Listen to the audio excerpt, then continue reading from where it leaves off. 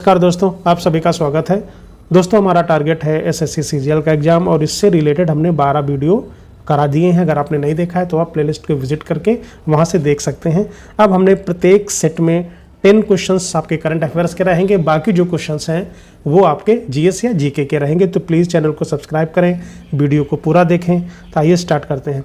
निम्न में से किस दिन हर साल अंतर्राष्ट्रीय यौन कर्मी दिवस मनाया जाता है? तो वेरी इंपॉर्टेंट क्वेश्चंस हैं। तो ये 2 जून को हर साल अंतर्राष्ट्रीय यौन कर्मी दिवस मनाया जाता है। करेक्ट आंसर हो जाएगा आपका डी। हाल ही में चर्चा में रहा ब्यू फोर्ट किला किस देश में स्थित है जिस पर इजराइल ने कब्जा कर लिया है? वेरी वेरी इंपॉर्टेंट क्वेश्चन है। तो किस पे कब्जा किया है? ब्यू फोर्ट किला किस देश में स्थित है जिस पर इजराइल ने कब्जा किया है? तो जो ब्यू फोर्ट किला है वो लेबनान में स्थित है। तो करेक्ट आंसर हो जाएगा सी, लेबनान। आगे बढ़ते हैं। निम्न में से किसने भारत का पहला स्वदेशी स्ट्रेटोस्फेरिक सुपर प्रेशर बैलून, जिसको हम बोलते हैं विस्टा, लॉन्च किया है? तो ये भी इंपॉर्टेंट क्वेश्चन है। तो 3 का हो जाएगा B, red balloon aerospace. Correct answer हो जाएगा आपका यहाँ पे बी। आप इसको नोट डाउन कर सकते हैं, अगर आपको नहीं पता है तो उसको नोट डाउन करते चलिए। नहीं, पहला स्वदेशी स्ट्रेटोस्फेरिक सुपर प्रेशर बैलून यानी SPPB विस्टा लॉन्च किया है। ठीक है, आगे बढ़ते हैं। पद्म भूषण से सम्मानित सुमन कल्याणपुर का 89 वर्ष की आयु में निधन हो गया। वे कौन थे? यानी इनका जो संबंध है वो किस क्षेत्र से था? ये एक गायिका थी, यानी सिंगर थी। तो करेक्ट आंसर हो जाएगा यहाँ पे ए। निम्न में से किस देश का 64वां स्वतंत्रता दिवस 1 जून 2026 को मनाया गया है? तो करेक्ट आंसर है यहाँ पे डी, समोआ का 64वां स्वतंत्रता दिवस 1 जून 2026 को मनाया गया है। तो करेक्ट आंसर हो जाएगा यहाँ पे डी। स्वशासन रहित क्षेत्रों के लोगों के साथ एकजुटता का अंतर्राष्ट्रीय सप्ताह 25 मई से कब तक मनाया गया है? तो 25 मई से 31 मई तक मनाया गया है। तो करेक्ट आंसर हो जाएगा सी। चूंकि यहाँ पे सप्ताह की बात किया ना, तो ये 25 मई से स्टार्ट होगा तो 30 से 31 मई तक जाएगा। तो करेक्ट आंसर यहाँ पे हो जाएगा सी। क्वेश्चन नंबर 7 पे आते हैं। निम्न में से किसे सतत कृषि पद्धतियों के लिए FAO साइल फार्मर हीरो के रूप में सम्मानित किया गया है? तो करेक्ट आंसर है आपका बी, उसका नाम है बल्लुवन। आगे बढ़ते हैं। निम्न में से कौन सिंगापुर ओपन का खिताब जीतने वाली पहली भारतीय जोड़ी बन गई है? तो जोड़ी का नाम है सात्विक साईराज और चिराग शेट्टी। करेक्ट आंसर हो जाएगा डी। ये करंट अफेयर्स है, इंपॉर्टेंट क्वेश्चन है, तो इसको आप नोट डाउन जरूर करिए। निम्न में से किस स्थान पर दुनिया का सबसे बड़ा दही उत्पादन प्लांट लगाया जाएगा? कहाँ पे लगाया जाएगा? कोलकाता में लगाया जाएगा। करेक्ट आंसर हो जाएगा यहाँ पे ए। क्या नाम है यहाँ पे? दही उत्पादन प्लांट। तो कुछ सबसे बड़ा आ गया है। अगर सबसे बड़ा और सबसे छोटा की बात करें तो ये क्वेश्चंस इंपॉर्टेंट हो जाते हैं। निम्न में से किस देश ने हाल ही में 16 वर्ष से कम उम्र के बच्चों के लिए सोशल मीडिया पर प्रतिबंध लगा दिया है? तो किसने लगा दिया है? ये मलेशिया ने लगा दिया है। तो करेक्ट आंसर हो जाएगा यहाँ पे डी, मलेशिया ने प्रतिबंध लगा दिया है। अंडर 19 एशियाई कुश्ती चैंपियनशिप 2026 कहाँ आयोजित की गई जिसमें भारत ने 10 पदक जीते?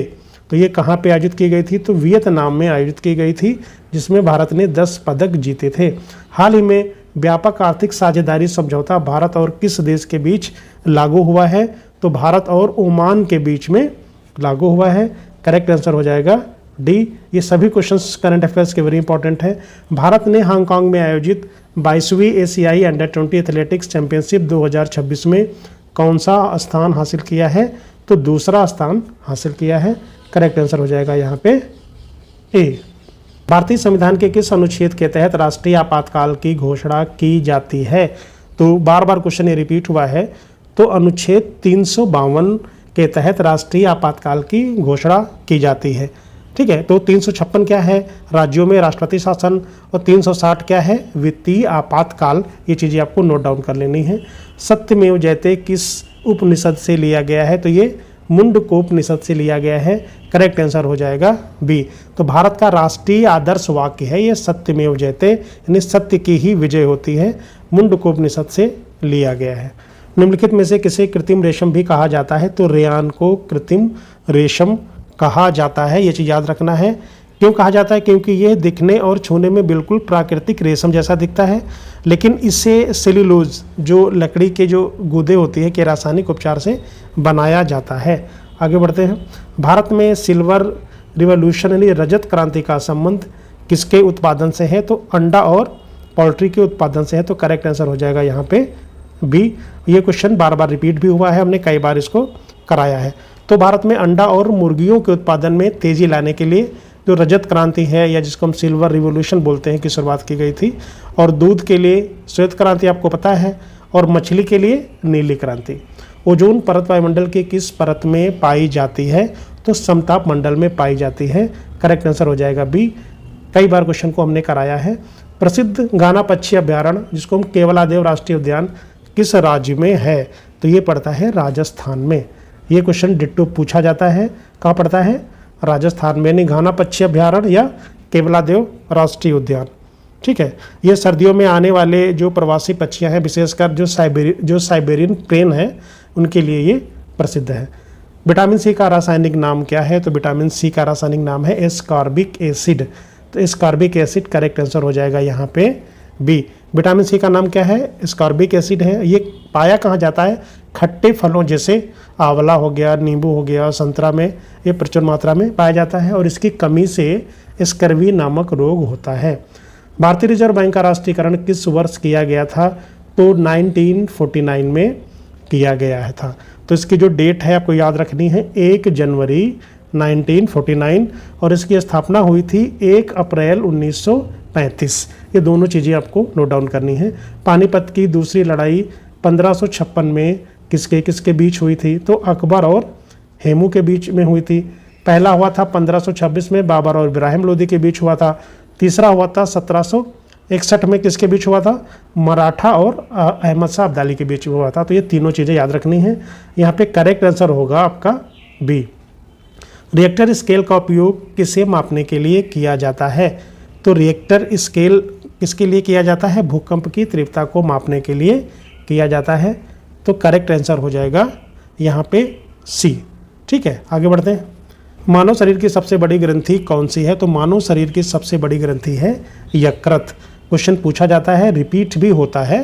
तो यकृत मानव शरीर की सबसे बड़ी और सबसे भारी ग्रंथि है। ये पित्त रस का स्राव करती है जो वसा के पाचन में मदद करता है। लास्ट क्वेश्चन पे आते हैं। निम्नलिखित में से कौन सा देश काले सागर या ब्लैक सी के साथ सीमा साझा नहीं करता है? वेरी इंपॉर्टेंट क्वेश्चन है, ये एसएससी में पूछा गया है। तो यहाँ पे आपका क्या हो जाएगा? मिस्र। ठीक है, करेक्ट आंसर हो जाएगा आपका डी। तो जो मिस्र है, जिसको हम इजिप्ट बोलते हैं, की सीमा काले सागर से नहीं लगती है। ये भूमध्य सागर और लाल सागर के पास स्थित है।